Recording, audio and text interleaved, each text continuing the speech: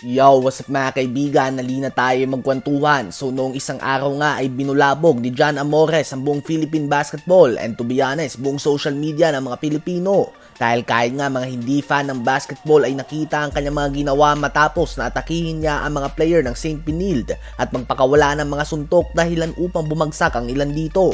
Trending nga talaga mga kaibigan si John Amores sa buong Pilipinas. Iba't ibang meme din na makikita mo tungkol sa kanya. Ganun pa man, panay negatibo nga ito. Madami ang nagbato sa kanya ng kutsa na kesyo hindi ito nababagay sa basketball at dapat umano na iba nito sa lahat ng mga collegiate and professional league sa bansa.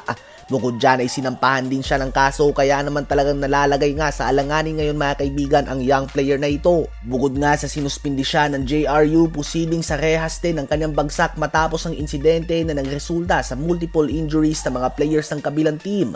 Umabot na din ito mga kaibigan sa Senado kung saan ang sports committee chair na si Senator Bongo ay hindi na nga nakapagpigil at sinabi niya na bilang isang basketball player at isang mamamayang Pilipino, ang sagot niya lang nga daw tungkol sa issue na ito ay dapat umano ay bugbugin din si John Amores at minura din ito ng senator. Bilang isang fan nga daw ng basketball ay nalulungkot siya sa mga pangyayari at wala daw lugar sa Philippine basketball ang ganitong mga kaganapan. Hiling din ni Bongo na i-promote ang sportsmanship at mas ipatindi pa ang security ng mga collegiate leagues upang maiwasan ang mga ganitong pangyayari. Trending din ang nilabas ng GMA News na exclusive footage ng mga naganap sa locker room matapos ang insidente. Dito nga ay nakita at narinig na humahagulgol sa iyak si John Amores at tila ba pinagsisisihan niya talaga ang kanyang mga ginawa.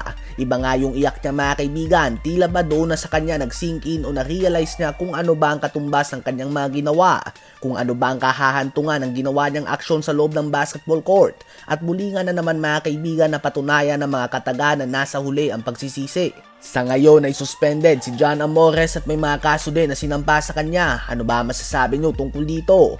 Ngayon ay tumungo naman tayo kay Luka Doncic. So natanggap nga kahapon ng Dallas Mavericks ang back-to-back loss sa road games laban sa Orlando Magic at Washington Wizards dahilan upang bumagsak sila sa record na 6 wins and 5 losses. At sa dalawang game na ito ay isa nga ang common o pareho.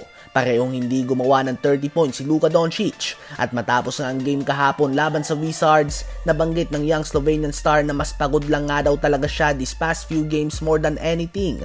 Kaya naman ngayon ay nag-aalala ang mga fans ng Dallas Mavericks dahil maaga pa nga sa season at isang tanong lang ang nakapalibot sa team na ito ng Mavs. Kaya nga ba nila manalo nang hindi gumagawa si Luka Doncic ng mga malahalimaw na mga stats? O talagang kailangan palagi ni Doncic gumawa ng mala video game stats upang manalo lang sila ng mga regular season games?